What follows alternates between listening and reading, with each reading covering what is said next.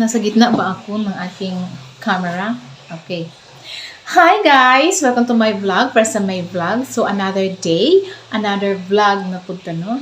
So, for today's video is ipakita ko lang sa inyo ang aking parcel for today. So, dumating na ang aking parcel. Actually, dalawa siya. Sabay ko rin itong in-order sa online shop. Ito is handboli para sa aking eye bags. At saka ito naman is book. Okay? So, uunahin ko muna itong i-open. Buy one, take one ito, guys. Charang!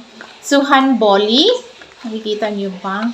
Pasensya na sa aking background na medyo maingay kung narinig nyo. Na-catch up sa aking video ngayon kasi nag-iimpok ako ng water doon sa aming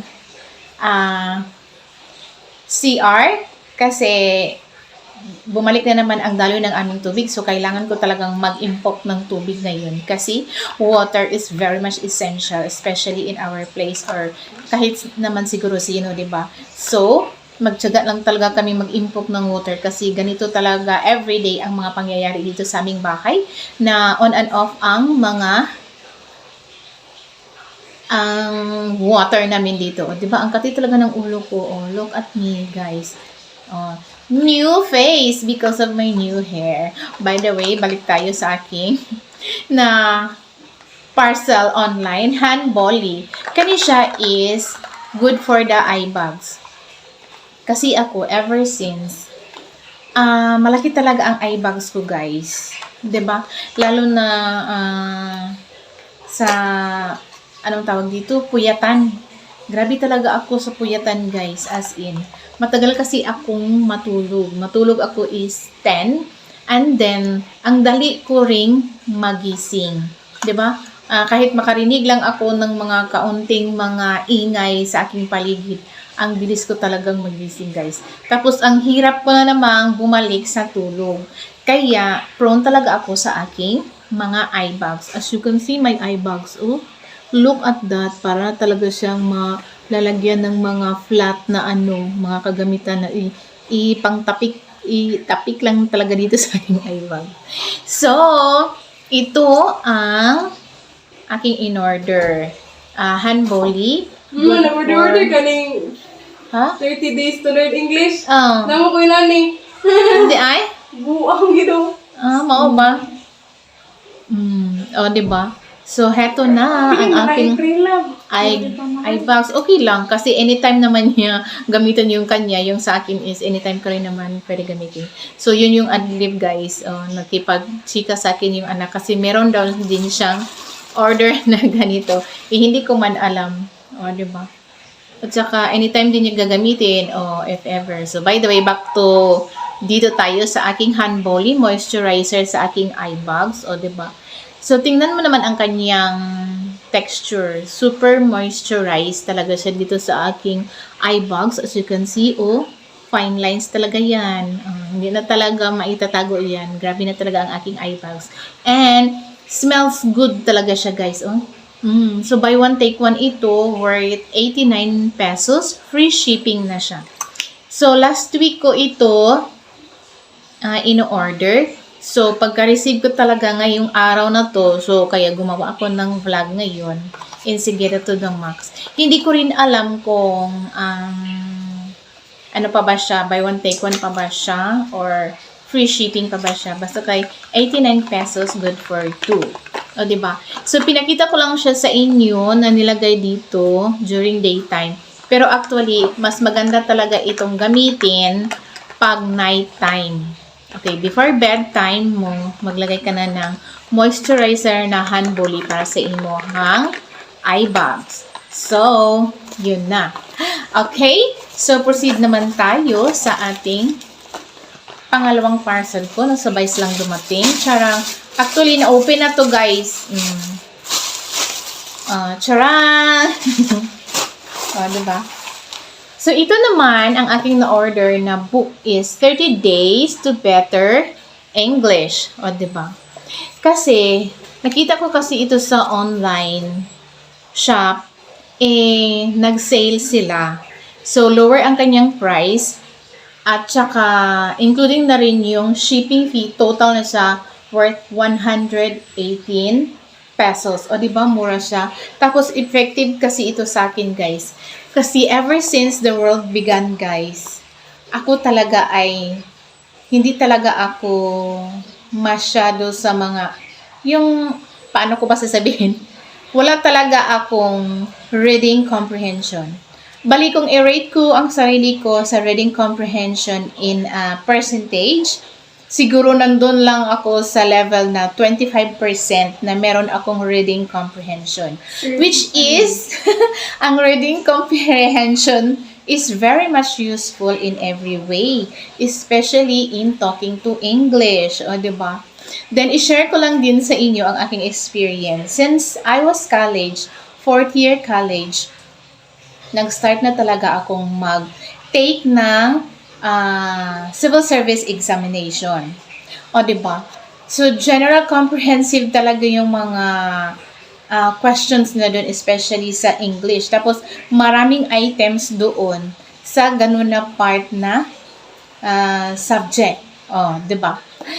So, ngayon, hindi ko talaga alam kasi mahina talaga ako sa reading comprehension as in super duper. So, ilang beses na talaga akong nag-take, graduate na ako.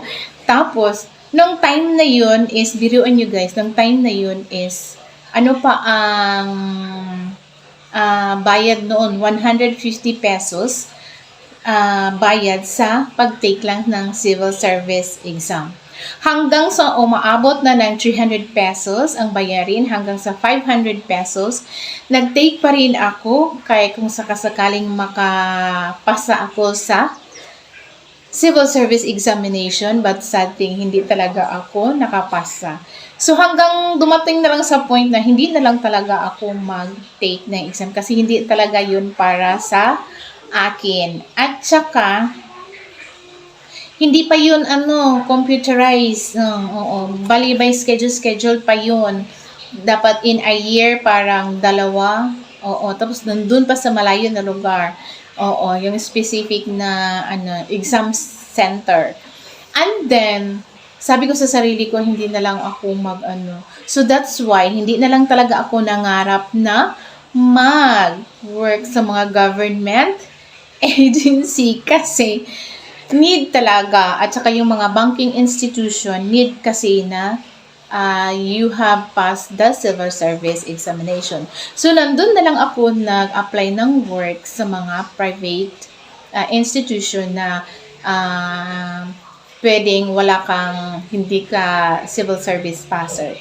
So, ganun. Diba? So, nagamit ko pa rin yung aking napaghirapan na kurso. Diba?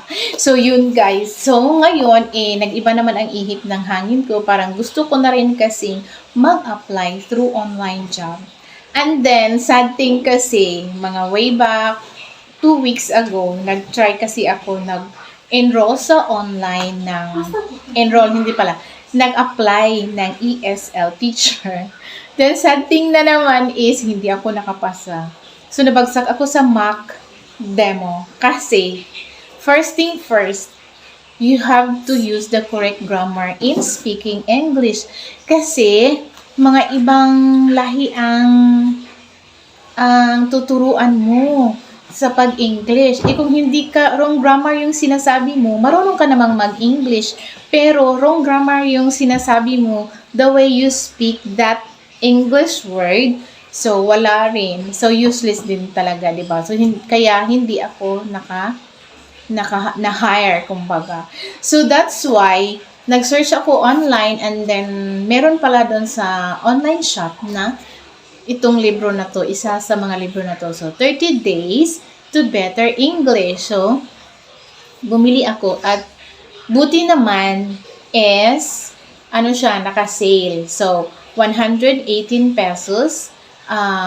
Kasali na dyan ang shipping fee. So, heto na. So, magagamit ko na talaga siya, guys. Charang. Kararating lang talaga niya. So, excited talaga ako. Diba? Kasi malaking tulong to sa akin, guys. Especially at my age na, I am 48 years old and then yung nangapa na naman ako, bumalik na naman ako sa parang bini-brainstorm ko ang sarili ko kasi ilang years na rin ako na huminto sa aking work. So, purely bahay lang talaga ako. So, this time, parang bumalik na naman ako to enhance naman my, kung ano yung nakalimutan ko na mga learnings ko dati sa nagwo-work ako on-site. And this time, mag-try na naman ako mag-apply online work. So, hopefully, makatulong ito. So, this is it. And by the way, guys, pag bumili kayo ng mga online item, make sure na it is very useful sa inyong sarili. At nakamura pa kayo, tapos useful sa inyo. So, that's it. O, diba? Para hindi naman sayang yung pera na binabayad nyo sa mga order nyo. So, that's all for today's video, guys. Diba? Ipakita ko sa inyo ang aking order. Charang Hand Boli Moisturizer sa eye bags and ang aking book na 30 Days to Better English. So, thank you for watching. Salamat po sa inyong lahat. Sa inyong panonood. Till next time in my video vlog, Resume Vlog. Diba? Sulit ang aking parcel today.